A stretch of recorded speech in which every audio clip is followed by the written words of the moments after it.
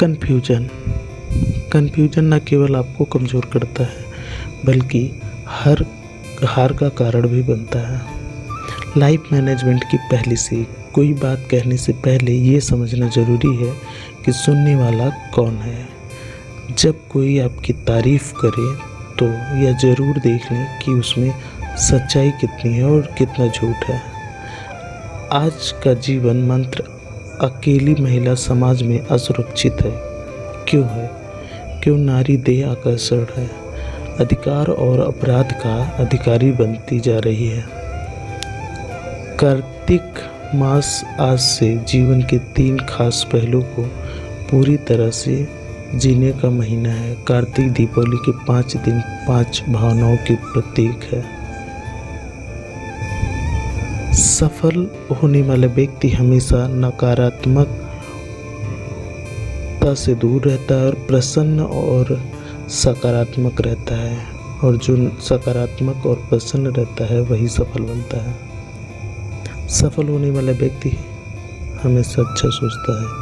दिन की शुरुआत अच्छे विचारों के साथ होती है तो विचारों में दिन भर पॉजिटिविटी बनी रहती है। जीवन में सुख और दुख का आना जाना लगा रहता है। जो व्यक्ति दुख के समय में भी सकारात्मक रहता है वही सुखी और शांति के साथ जी पाता है। नकारात्मकता की वजह से अशांति बढ़ने लगती है और जीवन मुश्किल लगने लगता है। इसलिए हालात चाहे जैसे भी रहें, हमें अपनी सोच सकारात्मक बनाए रखनी चाहिए। दिन की शुरुआत अच्छे विचारों के साथ होती है तो दिन भर विचार पॉजिटिव ही आते हैं। अपने जीवन का आनंद लेने के लिए आपको जो सबसे आवश्यक चीज़ चाहिए वह है खुश रहना। बस खुशी ही सबसे महत्वपूर्ण है। गुस्सा करना अपने पैरों पर कुल्हाड़ी मारने जैसा ही है, क्योंकि हम जिस पर गुस्सा करते हैं उससे ज़्यादा हमारा खुद का नुकसान होता है। जो लोग दूसरों का भला सोचते हैं केवल उन्हीं का जीवन सफल माना जाता है, क्योंकि खुद के लिए तो जानवर भी जीते हैं।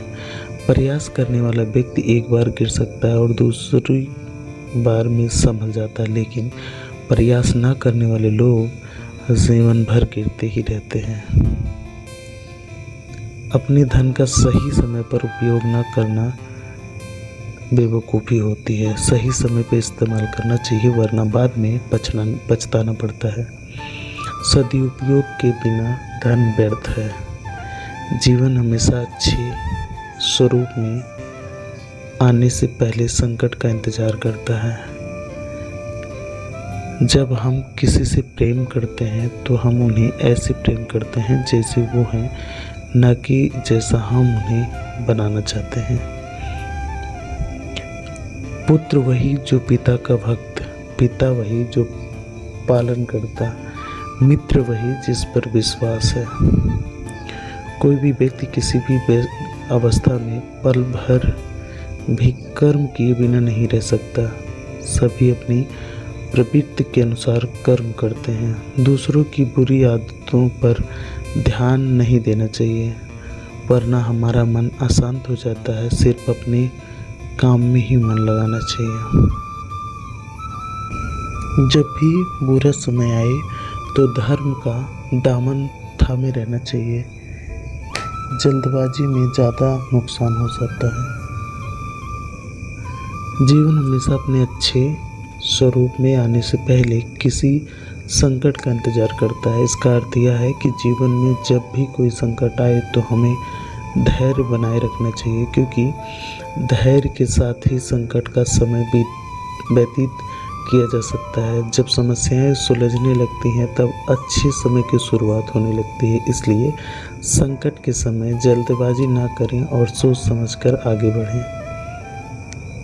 भरोसा रखें कि हमारा जीवन बहुत शानदार है और यही भरोसा इसे हकीकत बना देता है।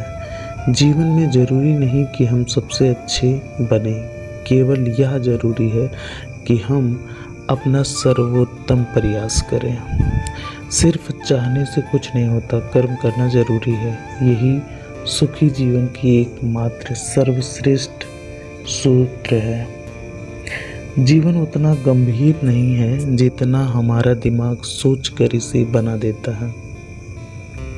जब हम किसी से प्रेम करते हैं तो हम उसे वैसे ही एक्सेप्ट करते हैं, उसे बदलने की कोशिश बिल्कुल नहीं करते हैं। लगातार सफलता असफलता मिल रही हो तो धैर्य बनाए रखे। कभी कभी सफलता थोड़ी देर में ही मिल जाती है।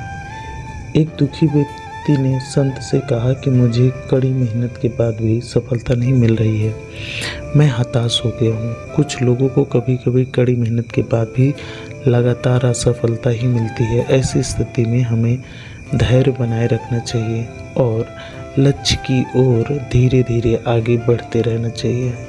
सही दिशा में आगे बढ़ने से देर से ही सही लेकिन सफलता जरूर मिलती है।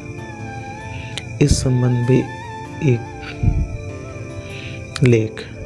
प्रचलित कथा के अनुसार एक व्यक्ति बहुत मेहनत कर रहा था लेकिन उसकी परेशानी ख़त्म ही नहीं हो रही थी और वो हार नहीं मान रहा था। कुछ टाइम बाद देखा गया कि उसे सफलता जरूर मिली। जब हम अपने धन का सही इस्तेमाल हमेशा करना चाहिए। जब हम किसी से प्रेम करते हैं तो उसे वैसे ही एक्सेप्ट करते हैं, उसे बदलने की कोशिश बिल्कुल नहीं करते हैं। मेहनत करते रहें, सफलता सभी दुख दूर कर देगी। संसार में कुछ भी अस्थायी नहीं है तो हमें घबराना नहीं चाहिए। व्यक्ति का सुख दुख मान अपमान हानि लाभ एहसास करना मन की हर शरारत है। आत्मा का इससे कोई लेना देना नहीं है।